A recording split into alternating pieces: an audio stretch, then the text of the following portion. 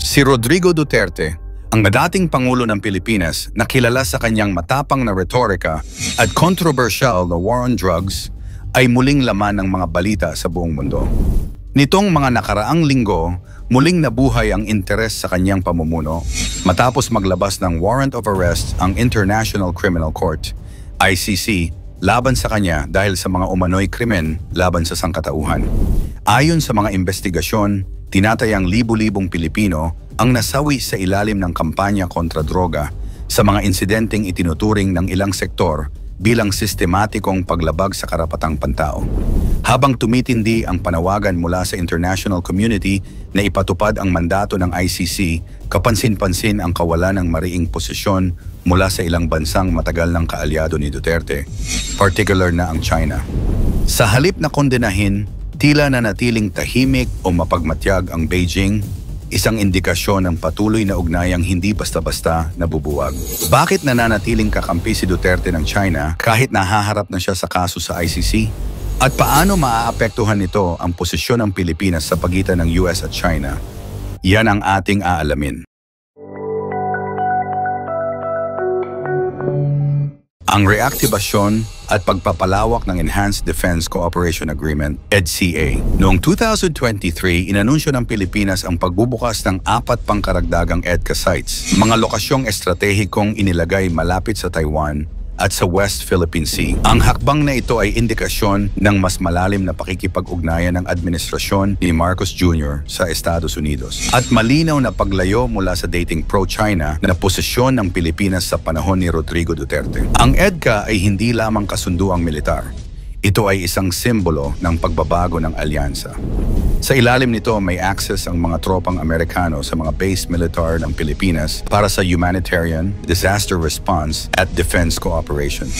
Pero sa konteksto ng lumalalang tension sa Taiwan Strait at South China Sea, malinaw ang mas malalim na layunin, deterrence laban sa expansionist ambitions ng Beijing. Kasabay ng paglalim ng ugnayan ng Pilipinas at Amerika, sunod-sunod naman ang insidente ng harassment mula sa Chinese Coast Guard laban sa mga barkong Pilipino sa West Philippine Sea. Mula sa paggamit ng water cannon hanggang sa direct collisions, lumalala ang tensyon sa rehiyon. Lalo pa itong pinatindi ng pag-deploy ng mas advanced na radar, surveillance systems, at missile platforms ng China sa mga artificial islands. Ang mga kilos na ito ay bahagi ng tinatawag na gray zone strategy ng China, mga taktika sa labas ng direktang digmaan, ngunit sapat upang pahinain ang posisyon ng isang bansa sa kanyang sariling teritoryo. At dito lumilitaw ang mahalagang papel ng dating Pangulong Rodrigo Duterte sa geopolitical chessboard ng China. Si Duterte at ang China, isang mahabang ugnayan ng politika, ekonomiya at proteksyon. Ang dating Pangulong Rodrigo Duterte ay nananatiling isang sensitibo at makapangyarihang figura sa rehiyong Southeast Asia, hindi lamang dahil sa kanyang brutal na war on drugs, kundi dahil sa kanyang naging papel bilang isa sa pinaka-pro-China na leader sa kasaysayan ng Pilipinas. Sa ilalim ng kanyang pamumuno mula 2016 hanggang 2022, binaligtad niya ang pro-Western na polisiya ng mga naunang administrasyon at mas pinili ang pakikipagkaibigan at kooperasyon sa Beijing. Habang tinatalikuran ni Duterte ang arbitral ruling ng 2016 laban sa China sa usapin ng West Philippine Sea, binuksan naman niya ang bansa sa bilyong pisong Chinese investments mula sa infrastruktura, telekomunikasyon, enerhiya, hanggang sa pautang sa ilalim ng Build, Build, Build na puno ang Pilipinas ng pangakong proyekto na pabor sa long-term strategy ng Beijing, economic integration kapalit ng strategic silence. Isang political asset para sa Beijing. Dahil sa kanyang pro-China stance, si Duterte ay nagsilbing shield ng Beijing laban sa mga kritisismo sa South China Sea. Habang ang ibang leader sa Southeast Asia ay nanatiling tahimik o nagpoprotesta, si Duterte ay nagsilbing friendly face ng China sa rehiyon. Sa ganitong konteksto, hindi maikakaila na isa siyang irreplaceable diplomatic asset ng Beijing.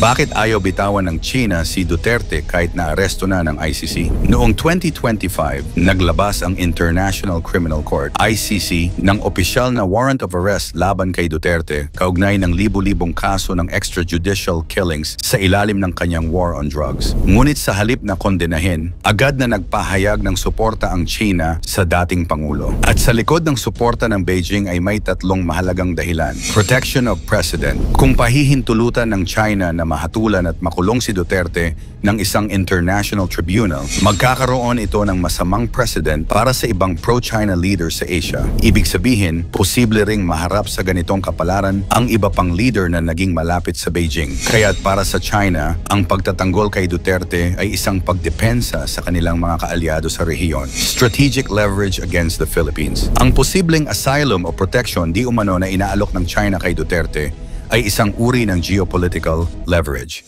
Isang paalala sa Administrasyong Marcos Jr. na ang Beijing ay may kakayahang gamitin ang dating Pangulo upang maimpluwensyahan ang domestic politics ng Pilipinas. Sa madaling salita, kung gugustuhin ng China, pwede nilang i-weaponize si Duterte upang pahinain ang loob ng kasalukuyang administrasyon, pagpapanatili ng impluwensyang politikal sa Pilipinas. Sa kabila ng pagiging dating Pangulo, may malawak pa ring suporta si Duterte sa ilang bahagi ng bansa. Sa mga loyalista niya, kabilang na ang ilang miyembro ng politika, media at pulisya, si Duterte ay simbolo ng malakas na leader. Alam ito ng China. Kaya't ang protection kay Duterte ay hindi lang personal, kundi instrumental para mapanatili ang kanilang soft power sa loob mismo ng gobyerno ng Pilipinas. Magkaibang partido at may magkaibang pananaw si Pangulong Ferdinand Marcos Jr. at dating Pangulong Rodrigo Duterte, kaya't may ilang tensyon sa kanilang relasyon. Si Marcos Jr. ay nakaposisyon bilang isang modernong leader na may mga ideya ukol sa pagbabago at mga estratehiya